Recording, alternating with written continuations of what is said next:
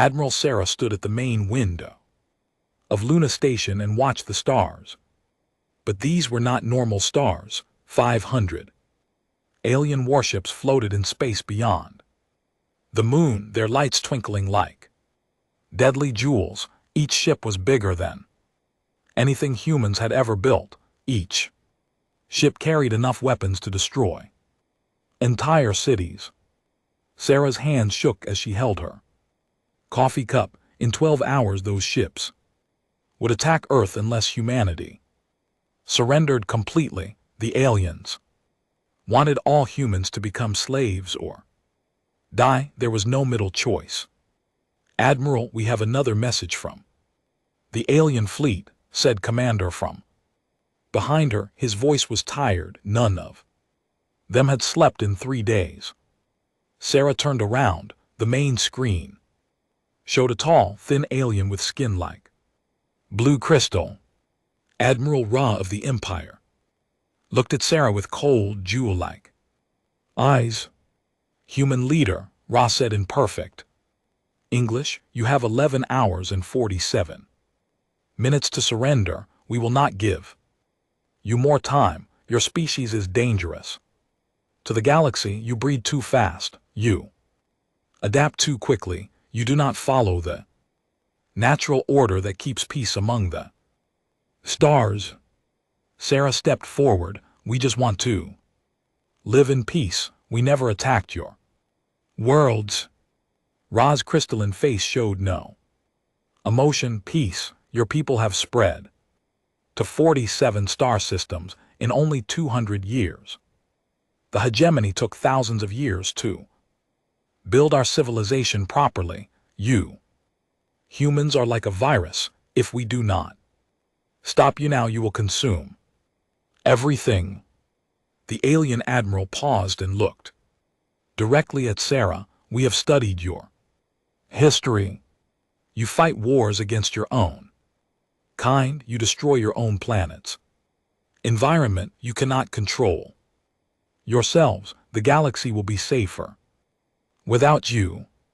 The transmission ended. Sarah stared at the blank screen for a moment, then looked around the command center. 30 officers worked at their stations, coordinating the defense of humanity's home system, but they all knew the truth. Earth's entire defense force had only 47 ships, and most of them were scattered across human colonies trying to evacuate civilians. "How many people did we save?" Sarah asked. Lieutenant checked her tablet.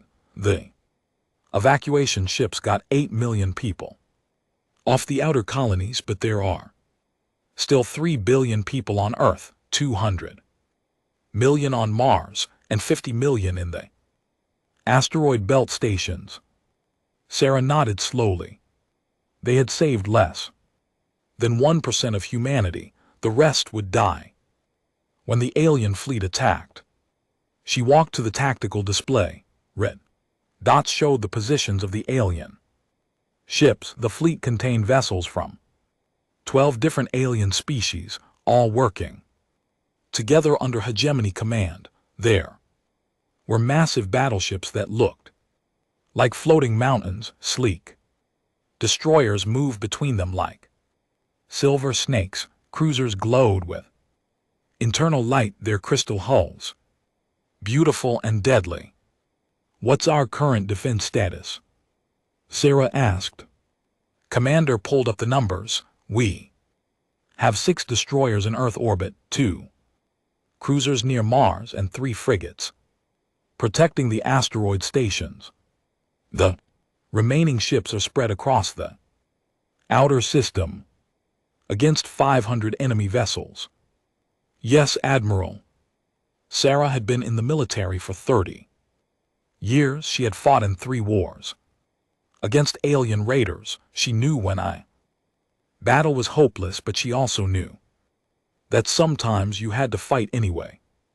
"Send a message to all human ships," she said. "Tell them to form up around Earth. If we're going to die, we'll die protecting our home." The officers began sending orders.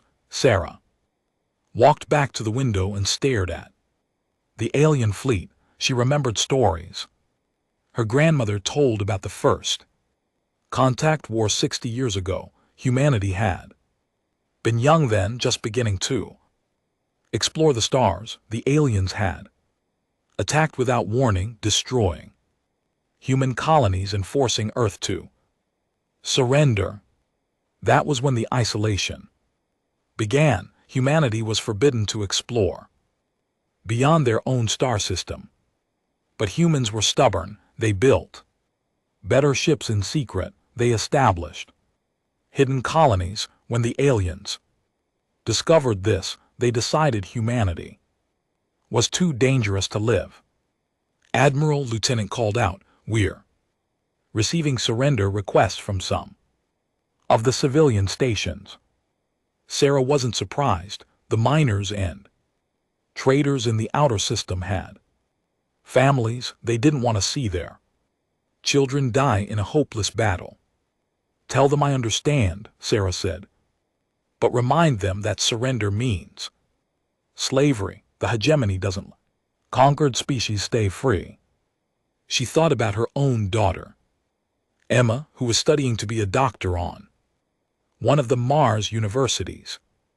Emma was 25 years old, brilliant and kind. She wanted to help people. She didn't deserve to die because some aliens thought humans were dangerous. The command center's main alarm began to sound. Everyone looked up at the displays. "What is it?" Sarah asked. Commander was staring at his screen with a confused expression. "Admiral, we're detecting movement in the alien fleet. They're powering up weapon systems. Already, they said we had 12 hours. Maybe they changed their minds," Lieutenant said quietly. Sarah felt her heart sink. The aliens were going to attack early. Humanity's last few hours were being stolen from them. But then looked up with an even more confused expression. "Wait, Admiral. They're not targeting us. They're aiming at something else, something beyond the edge of the system." Sarah moved to a station. "What are they looking at?" "I'm not sure. Our long-range sensors are picking up a small object moving in from the outer darkness. It's a ship, a single ship approaching from beyond Pluto." Sarah stared at the sensor reading. One ship was coming toward Earth, and 500 alien warships were pointing their weapons at it. It didn't make sense. "Can you identify the ship?" Worked at his controls for a moment. Then his face went pale. "Admiral, according to these readings, it's a human frigate, but that's impossible. We don't have any ships in that sector." Sarah felt a chill run down her spine. "Show me." The main screen flickered and displayed a grainy image of a dark ship moving through space. It was definitely human design, but old, very old. The hull was dented and battered like it had been fighting for decades. Admiral said quietly, "The ship is broadcasting an identification signal. It says it's the UENS Defiance."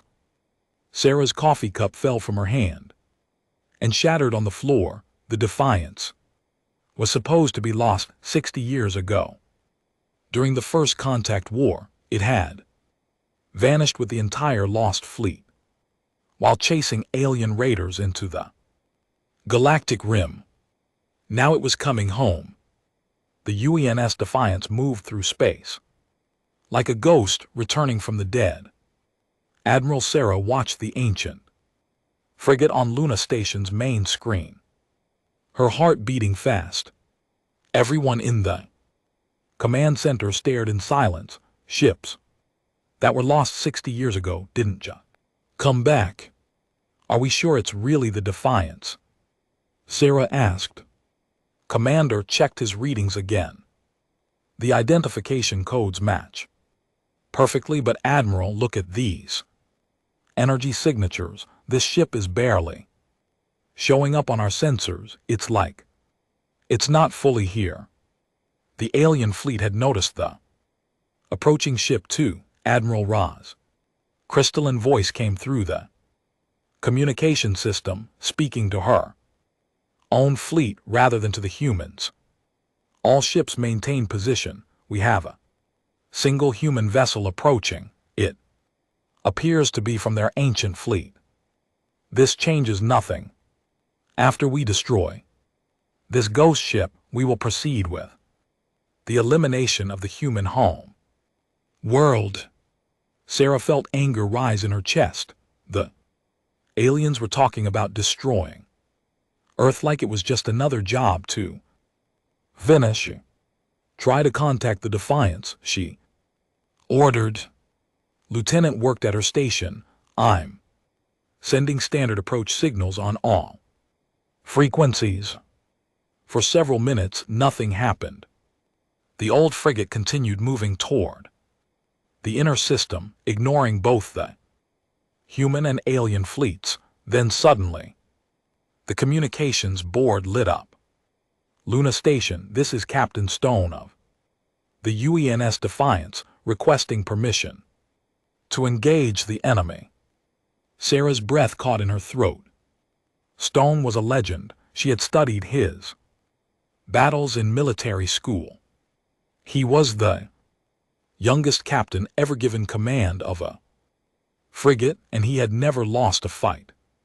But Stone was supposed to be over 90 years old now if he was still alive. Put him on screen, Sarah said. The main display flickered, and a man's face appeared. Sarah expected to see an old veteran with gray hair and wrinkled skin. Instead, she saw a man who looked about 40 years old with dark hair and intense brown eyes. He wore an old military uniform that was clean but showed signs of many repairs. Admiral, Captain Stone said with a slight smile, you look surprised to see me. Captain Stone, according to our records, you've been missing for 60 years. How is this possible? Stone's expression became serious. Time moves differently in the galactic rim. Admiral, what felt like 60 years to you was much longer for us. We've been busy. Sarah looked more closely at the image. Behind Captain Stone, she could see other crew members working at their stations. They all looked young and strong, but their equipment was strange. She could see normal human controls mixed with technology she didn't recognize. Captain, where is the rest of the lost fleet? Sarah asked. They're coming, Stone replied, but first we need to deal with the immediate problem. He turned to look at something off screen, then looked back at Sarah. Admiral, I need you to move all human ships away from Earth. Pull back to the moon's orbit. Why? We're planning to make our stand here. Stone shook his head. Admiral, your ships are brave, but they're not ready for what's about to happen. Trust me. Pull back your forces and let us handle this. Sarah hesitated. Everything about this situation felt wrong. How could one old frigate fight 500 alien warships? Captain, what exactly do you plan to do? Stone's image flickered slightly, as if the transmission was having trouble staying stable. We plan to remind the hegemony why they feared humanity in the first place. Before Sarah could ask more questions, the transmission ended. On the tactical display, the Defiance continued its approach toward the alien fleet. Admiral Ra's voice came through the speakers again. Humans of the Sol system, we will now demonstrate what happens to those who challenge the hegemony. Watch as we destroy your ancient ship. The alien fleet began to move. Massive battleships turned to face the approaching frigate. Weapon systems that could destroy planets began to char with deadly energy. Sarah felt helpless. She was watching a hero from Earth's past about to die, and there was nothing she could do about it. Should we order our ships to assist? Commander asked. Sarah shook her head. Captain Stone told us to stay back. I don't know why, but something tells me we should listen to him. The Defiance was now close enough for the aliens to attack. Sarah expected to see the small frigate disappear in a ball of fire. Instead, something impossible happened. The alien ships opened fire with hundreds of energy beams and missiles. But as the weapons approached the Defiance, they began to curve away from the ship. It was as if space itself was bending around the old frigate, protecting it from harm. What the hell is that, Lieutenant? Whispered. The Defiance didn't even try to dodge the attacks. It flew straight through the alien weapons fire like it was flying through empty space. As it passed the first line of alien ships, something strange began to happen to the enemy vessels. The battleships, huge as mountains, started to shake and tremble. Their weapon systems went dark. The sleek destroyers began to drift helplessly, their engines failing. Even the beautiful crystal ships of the Lost, their internal glow and went cold. Are they destroying the alien ships? Asked. Sarah studied the readings. No, the ships are intact, but all their systems are shutting down. It's like the Defiance is somehow draining their power. Admiral Ra's voice came through the speakers, but now she sounded worried. Instead of confident, all ships report status. What is happening to our systems? Confused alien voices began talking on multiple frequencies. Some spoke in languages the humans couldn't understand, but the fear in their voices was clear. The Defiance continued moving through the alien fleet. Wherever it went, enemy ships lost power and drifted helplessly. The small human frigate was disabling an entire invasion force without firing a single shot. Captain Stone's voice came through the communication system again. Admiral, we're going to need to talk soon. There are things about humanity that you need to understand, things that have been hidden for a very long time. Sarah stared at the tactical display. Half the alien fleet was already disabled, and the Defiance was still moving. Captain, what did you discover out there in the rim? We discovered who we really are, Stone replied, and we learned why the hegemony is so afraid of us. Admiral, humanity is not what we've been told. We're not refugees hiding on Earth. We're something much older and much more dangerous. The transmission ended again, leaving Sarah with more questions than answers. On the screen, the impossible continued to happen. One old human frigate was defeating 500 alien warships without firing a shot. But Sarah had a feeling that this was only the beginning. Admiral Sarah couldn't sleep. She sat in her office on Luna Station, staring at reports that made no sense. The Defiance had disabled 200 alien warships in 4 hours, and the enemy fleet was in complete chaos. Ship after ship went dark as the ancient frigate passed by them. But the most confusing part was Captain Stone himself. Sarah had pulled up his military records from 60 years ago. Stone had been born in 2387, which meant he should be 93 years old. Now, the man on her screen looked like he was in his early 40s. A soft knock on her door interrupted her Thoughts come in, she said. Commander entered carrying a tablet. Admiral, we've been monitoring communications from the alien fleet. They're completely confused, some of their ships are reporting that their weapons just stopped working. Others say their engines turned off by themselves. But the strangest thing is what their sensors are telling them. What do you mean?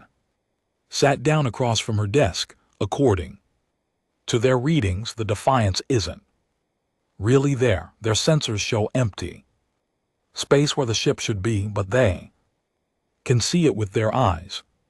Sarah rubbed her tired eyes. That's impossible. So is a 90-year-old man looking like he's 40, replied. Admiral, I think we need to talk to Captain Stone again. We need answers. Before Sarah could respond, her communication system activated.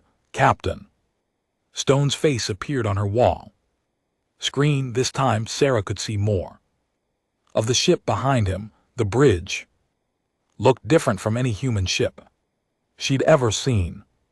The controls seemed to be made of some kind of living metal that changed shape as the crew used them. Admiral Stone said, I think it's time we had a real conversation. I agree, Sarah replied. Captain, I need to ask you directly, how are you still alive, and how do you look so young? Stone smiled, but there was sadness in his eyes. That's a long story, Admiral. When the Lost Fleet left Sol system 60 years ago, we were chasing alien raiders into the Galactic Rim. We thought we were just pursuing enemies who had attacked human colonies. But that's not what happened. No, we found something much more important. We found the ruins of an ancient civilization, a race that built cities among the stars millions of years ago, long before any of the current species existed. Sarah leaned forward. What happened to them? They called themselves the predecessors. And Admiral, they didn't just disappear. They were murdered by the ancestors of the current hegemony species, the same aliens who are trying to destroy humanity today. The words hit Sarah like a cold wave. Why would they do that? Captain Stone's expression grew dark. Because the predecessors tried to create a peaceful galaxy where all species could live together. The other races didn't want peace, they wanted power, so they formed an alliance and destroyed the predecessors. They thought they had killed them all. But they were wrong. Yes, a few predecessors escaped to a distant planet on the edge of the galaxy. They knew their enemies would keep hunting them, so they did something desperate. They changed themselves. They modified their own genetics to look like a primitive species that their enemies would ignore. Sarah felt her heart begin to race. She had a feeling she knew where this story was going, but she didn't want to believe it. Captain, what planet did they escape to? They called their new home Terra. We call it Earth. The silence in Sarah's office was complete. She stared at Captain Stone, trying to process what he had just told. Sorry, you're saying that humans are the descendants of this ancient race? Not descendants, Admiral, we are them. The genetic changes were designed to be temporary, but something went wrong. The predecessors forgot who they were. They became a new species that thought they had evolved naturally on Earth. For millions of years, humanity lived without knowing their true heritage. Sarah stood up and walked to her window. Outside, she could see the Defiance still moving through the alien fleet, disabling ship after ship. If this is true, why are we remembering now? Because the Lost Fleet found more than just ruins out there. We found predecessor technology that was still working, machines that recognized our genetics and began to restore our original abilities. Admiral, humans aren't just another species. We're the children of the galaxy's greatest civilization. On the screen, Sarah could see other crew members working behind Captain Stone. They moved with confidence and precision that seemed almost supernatural. Their hands danced over controls that responded to their touch in ways that looked like magic. "What kind of abilities?" Sarah asked.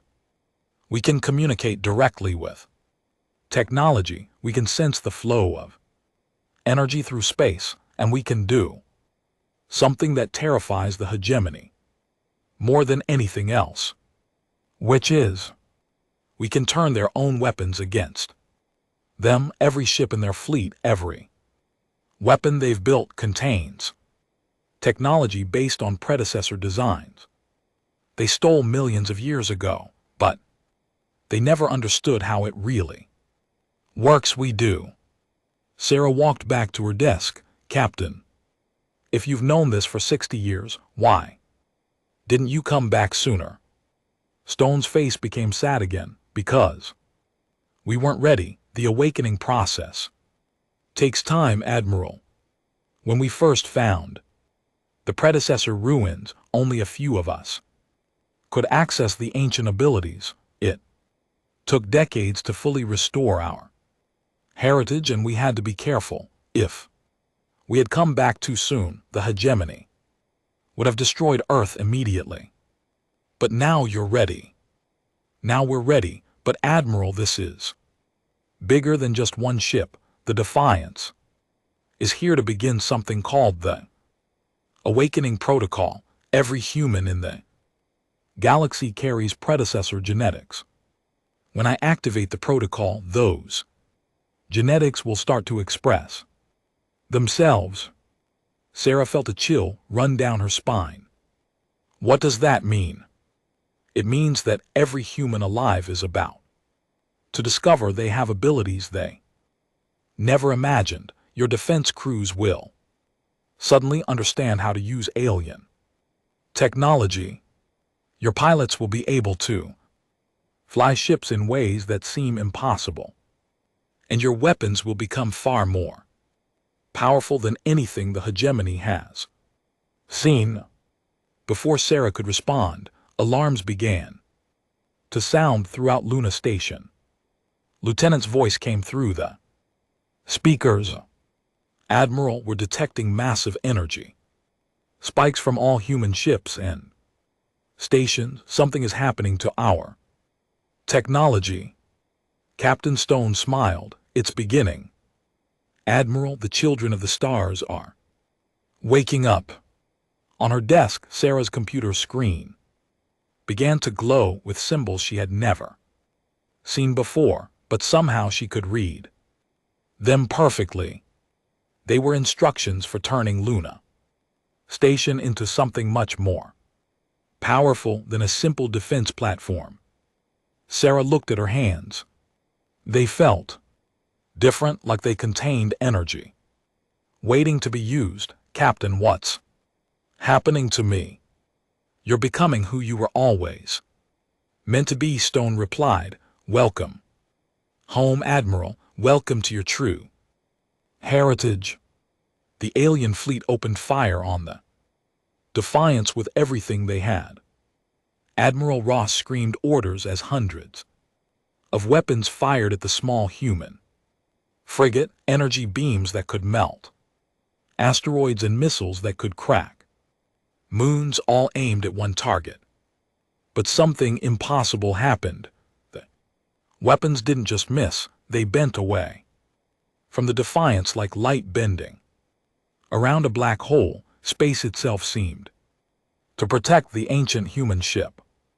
On Luna Station, Admiral Sarah felt the change spreading through her body like electricity. The symbols on her computer screen were now perfectly clear. They showed her how to turn the station's simple defense systems into something that could challenge the alien fleet. Admiral Commander called out, his voice full of amazement. Our weapon systems are upgrading themselves. The computers are rewriting their own programs. I don't understand how this is possible. Sarah walked to the main tactical display. Her hands moved over the controls, but she wasn't controlling them with her mind anymore. She could feel the energy flowing through the station systems like blood through veins. It was as natural as breathing. Contact all human ships. Tell them not to resist what's happening to their systems. Tell them to trust their instincts. Across the Sol system, amazing things began to happen. On the destroyer Hamilton near Earth orbit, Captain Lisa Park watched her weapons officer stare at his controls with wide eyes. Captain, our main guns just increased their power output by 300%. And the targeting computer is showing me firing solutions I've never seen before. Captain Park felt the same strain. Electricity that Sarah was experiencing. Fire at the closest alien ship. Let's see what happens. The Hamilton's main gun fired a beam that glowed with silver light. When it hit a battleship, the massive enemy vessel didn't just take damage, its hull began to dissolve like ice in hot water. Impossible, Captain Park whispered. We just destroyed a ship that's 10 times our size. Similar scenes played out across the human fleet. Ships that had been helpless against alien technology suddenly became deadly hunters. Human pilots found they could fly in ways that seemed to break the laws of physics. Their ships moved like living things, dodging alien fire while striking back with incredible precision. But the real change was happening to the people themselves. On Mars colony, Dr. Emma, Admiral Sarah's daughter, was treating wounded civilians when she felt a strange tingling in her hands. When she touched her next patient, a man with severe burns, the wounds began to heal instantly. How did you do that? The patient asked, staring at his perfect skin. Emma stared at her own hands. I don't know, I knew what to do. In the asteroid mining stations, workers found they could control the heavy machinery with their thoughts alone. On the outer colonies, farmers discovered they could make crops grow faster just by concentrating on them. Children seemed to adapt fastest of all. On Luna Station, Sarah's young communications officer lieutenant was typing at speeds that should have been impossible. Her fingers moved across multiple keyboards at once, and every screen she touched responded to her needs. Admiral, I'm receiving messages from human colonies all across the galaxy, said excitedly. They're all reporting the same thing. People are developing new abilities, and Admiral, they're not just adapting to technology better, they're becoming stronger, faster, smarter. Admiral Ross's voice cut through the communication system, but now she sounded afraid instead of angry. All hegemony ships retreat to safe distance. The human vessels are exhibiting impossible capabilities. Request immediate reinforcements from the home fleet. But retreat was no longer an option for the alien fleet. The Defiance had positioned itself at the center of their formation, and its mere presence was causing their ships to malfunction in ways they couldn't understand. Captain Stone's voice came through, Sarah's personal communicator. Admiral, the protocol is spreading faster than we expected. Your people are remembering their heritage at an incredible rate. Captain, what's happening to the alien ships? They're not just being disabled anymore. Some of them are changing course and attacking their own fleet. Stone's image appeared on her screen, and now she could see that his eyes glowed with a faint silver light.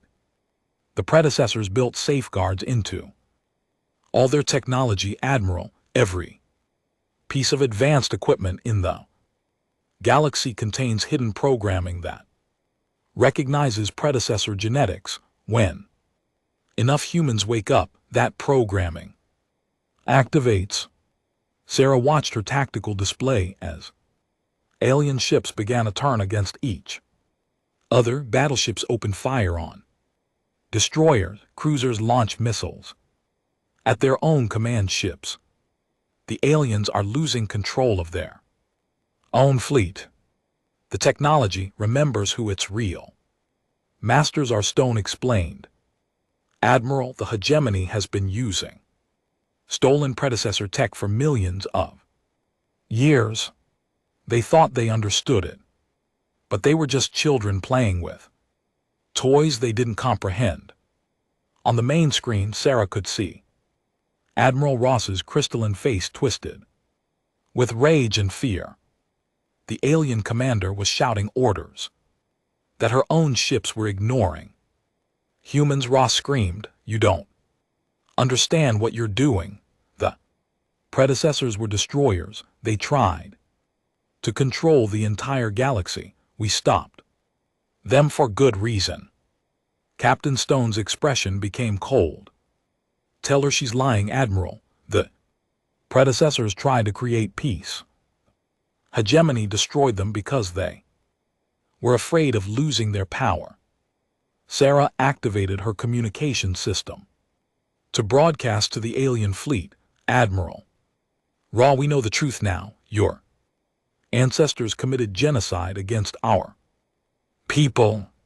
You've spent millions of years ruling a galaxy that was never yours to rule. You cannot let them wake up completely. Raw pleaded. If the predecessors return to full power, they will remake the galaxy according to their will. Maybe it's time the galaxy was remade. Sarah replied. Around her on Luna Station, every human was now glowing with faint silver light. The station itself was changing, its simple metal walls becoming smooth and organic looking. Weapons systems she had never seen before were growing out of the floor and walls. Admiral, Lieutenant called out, her voice filled with wonder. I'm receiving a signal from deep space. Multiple signals. There are ships coming toward us from the galactic rim. Sarah smiled. How many ships? Lieutenant checked her readings, then looked up with amazement. Thousands, Admiral. It's the rest of the lost fleet, and they're not alone. There are human colonies out there we never knew about, entire worlds full of people who have been waiting for this moment. Captain Stone's voice filled the station. Admiral, prepare for the return of humanity's true fleet. We're coming home, and we're bringing friends. On the tactical display, Sarah watched as the alien invasion force fell apart completely. Ships that had come to destroy humanity were now fighting each other or drifting helplessly in space. The children were coming home, and the galaxy would never be the same. Space around Earth began to shimmer like water. Admiral, Sarah watched from Luna Station as reality itself seemed to bend and twist. Then one by one, ships began to appear out of nowhere. They weren't the 12 ships of the original Lost Fleet. There were thousands of them. Some looked like advanced human designs, but others were completely alien in shape, beautiful vessels that seemed to be grown rather than built, ships that glowed with their own inner light, craft that moved through space like living creatures. My God, Commander whispered, where did they all come from? Captain Stone's voice filled the command center, but now it carried a power that made everyone stop and listen. Admiral, meet the true children of the predecessors. We found more than just ruins in the galactic rim. We found survivors, beings who had been hiding for millions of years, waiting for their genetic children to awaken. On the main screen, Admiral Ross's crystalline face showed pure terror. Her remaining ships were scattered and powerless. Half her fleet had been turned against her by their own technology. The other half was drifting helplessly as their systems shut down. This is impossible, Ross said, her voice shaking. The predecessors are extinct. We made sure of that millions of years ago. Another voice answered her, but it wasn't human. It was ancient and powerful, speaking directly into everyone's mind. You try to destroy us, children of war, but life finds a way. We our essence into a young species on a distant world. We waited, we watched, and now we have returned. Sarah felt the presence of something vast and ancient touching her mind. It wasn't frightening. It felt like coming home after a long journey. Admiral, the voice continued, your people have suffered enough. It is time for the galaxy to remember what peace truly means. The alien fleet was now completely helpless. Ships that had been built to destroy worlds floated like broken toys. But Admiral Ra wasn't finished fighting. You cannot do this, she screamed. Hegemony rules 5,000 worlds. We have fleets throughout the galaxy. You cannot defeat us all. Captain Stone appeared on Sarah's screen again, but he looked different now. The silver light in his eyes was brighter, and she could see patterns of energy moving under his skin like living circuits. Admiral Ra, Stone said calmly, the awakening protocol isn't just happening in this system, it's spreading to every human in the galaxy, every colony world, every hidden outpost, every human ship in space. Right now, millions of my people are remembering who they really are. And they're not alone, the ancient voice added. The technology your people use, the ships you fly, the weapons you carry, all of it was built using stolen predecessor designs. We put safeguards in everything we created. Those safeguards are now activating across the entire galaxy. Sarah could see the truth of those words. On her tactical displays, reports were coming in from every corner of known space. Hegemony fleets were losing power. Alien worlds were watching their own defense systems turn against them. The careful order that had kept the galaxy under control for millions of years was falling apart in a matter of hours. But Sarah felt no desire for revenge. The power flowing through her brought understanding, not hatred. She could feel the emotions of every living being in the system, including the aliens. They weren't evil, they were afraid. Captain Stone, Sarah said, what happens to them now, to the hegemony species? Stone smiled, and for a moment he looked like the young captain from the history books again. That depends on them, Admiral. The predecessors didn't believe in conquest or slavery. We believed in giving every species the chance to choose their own path. Sarah opened a communication channel to the alien fleet. Admiral Ra, you said the predecessors tried to control the galaxy. That's not true, is it? The crystalline alien looked confused. What do you mean?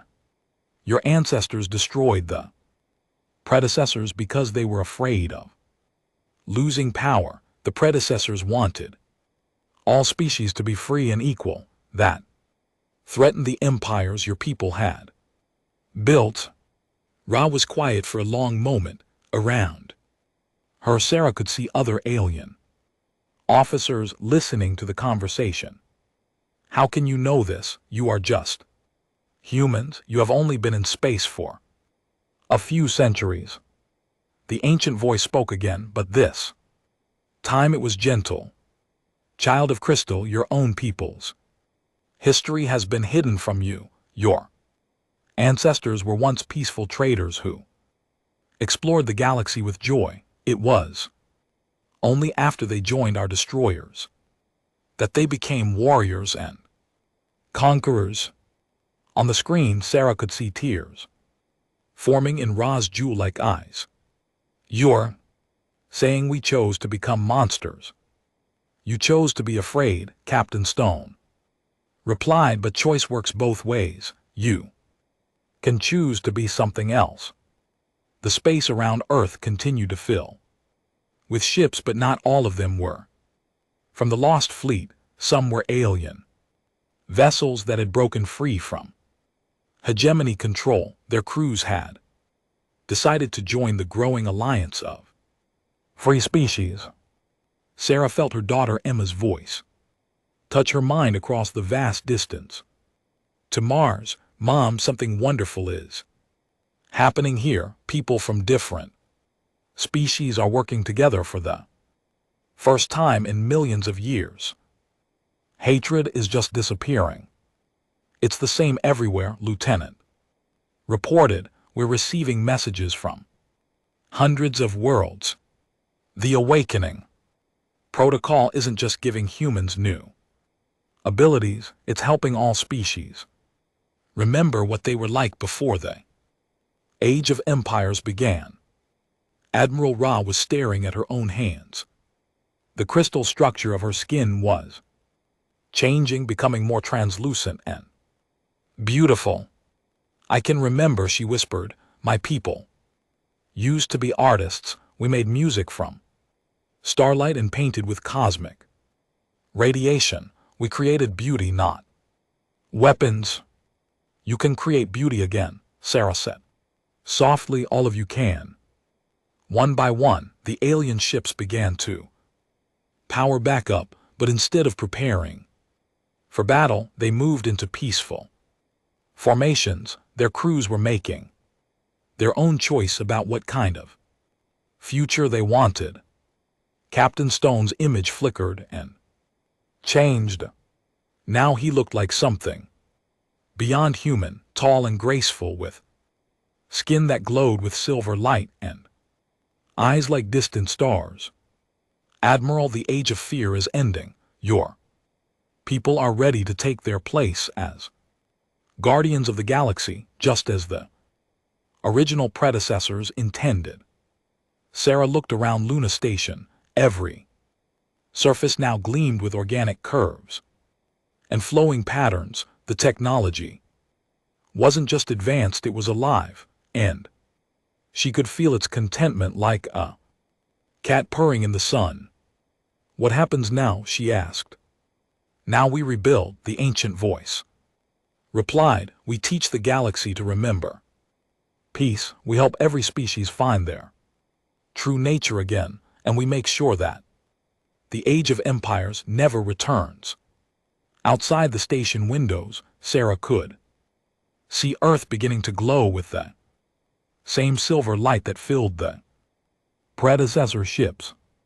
Humanity's home world was transforming into something magnificent, a beacon that would shine across the galaxy as a symbol of hope. The children had come home at last, and they had brought the dawn of a new age with them.